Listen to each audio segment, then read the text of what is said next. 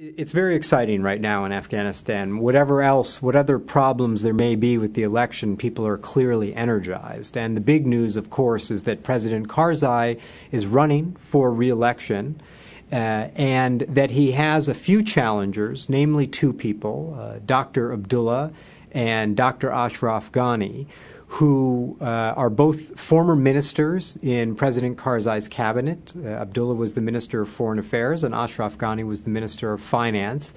And it's starting to turn into something of a competition. A few months ago, people thought that the election was really not going to be much of a contest, but now it appears as though there may be some excitement. Abdullah, in particular, has been crisscrossing the country and is having hundreds and even thousands of people show up at some of his rallies. There's also a sense among the candidates that Karzai is vulnerable. His popularity is really down. And if he doesn't win an outright majority in the first round, which takes place on August 20th, then there will be a second round between the top two vote getters. And if somebody is able to get into the second round with President Karzai, I think that it will really demonstrate that this is a real election.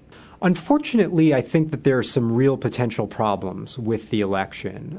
The first is that there is a lot of fighting in the south of the country and somewhat in the east, and that may have the effect of depressing voter turnout.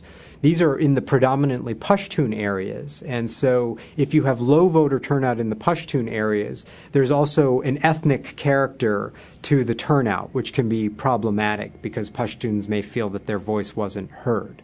The other problem is that a lot of people are expecting fraud in the elections. They're fearful that President Karzai has used the power of incumbency, his control of the governors and the provinces, to advance himself improperly in the election. Because so many of the polling areas are in insecure districts, it also means that there will be less opportunity for monitors to be there. So if there are shenanigans at the polls, we're less likely to detect them. I just returned from Kabul this week and had meetings with high-level Afghan government officials, and they're facing some enormous challenges. One of the first challenges is that because of the insecurity in the countryside, coupled together with the enormous loss of capacity that they suffered during the Civil War, it's very difficult for the Afghan government to effectively implement their programs at the provincial and local level. The population of Afghanistan is 70 to 80% in rural areas, and Afghanistan is very mountainous. It means these places are hard to reach, and the people are hard to reach. So when you think about getting direct services and the face of the government out to the people, it really requires a lot, and it's been very difficult for the government to get out there. One of the other problems that they face is that a lot of the funding that comes from the international community doesn't go through the government. Part of that is because the government doesn't have the capacity, again, to implement programs. And so the international community tends to circumvent them and go through contractors and non-governmental organizations. But of course, it's a chicken and egg problem. If we don't actually give the resources to the government to build their capacity and to get out to the local level, they're never going to be able to do it. And so it's a real difficult challenge figuring out how to most effectively build the Afghan government institutions. The final problem in this equation is corruption. The Afghan government has been named one of the most corrupt in the world. There's a $4 billion drug trade that also feeds enormously into the corruption problems and criminality in the country.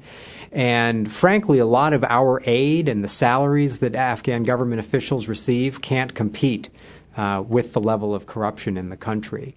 And so it means that the Afghan population doesn't trust the government because so many of the officials tend to be corrupt. The Obama administration has adopted a new counterinsurgency strategy for Afghanistan.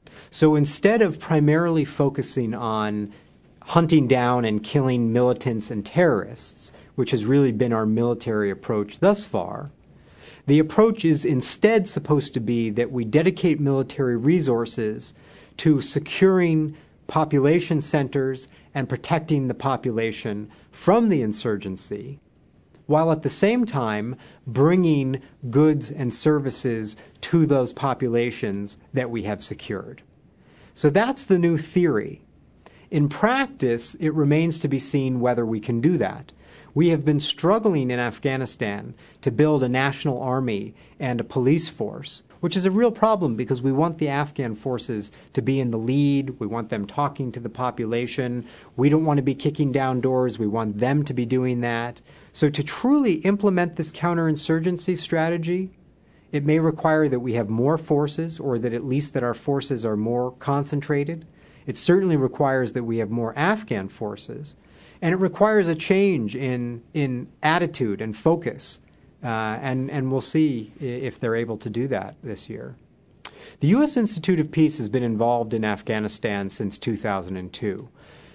We now have an office in Kabul that we opened over a year and a half ago, and our operations there are expanding considerably. We work primarily in 3 areas inside of Afghanistan. We're working on the rule of law and helping to reestablish the rule of law. One of the primary things that we do is to help establish a relationship between the state and the non-state justice systems in Afghanistan. Our research has demonstrated that almost 80% of disputes in Afghanistan are actually resolved outside of the state justice system, in the informal sector. And so we're looking at ways for the state justice system, as it grows, to harness the good that's done in the informal system. We've also been working on transitional justice, helping the Afghans to deal with the legacy of past abuses, which can stand in the way of effective reconciliation and their ability to move forward. We're also working on the types of things that the U.S. Institute of Peace does all over the world. We are working on helping to train people in conflict resolution techniques, and we're establishing a network of Afghan conflict mediators who will work in their communities to resolve conflicts. The final thing that we're looking at working on this year, an exciting new area, is working on the question of reconciliation and on cross-border dialogue between communities in Afghanistan and Pakistan in the tribal areas that are so afflicted by problems of extremism and unrest right now.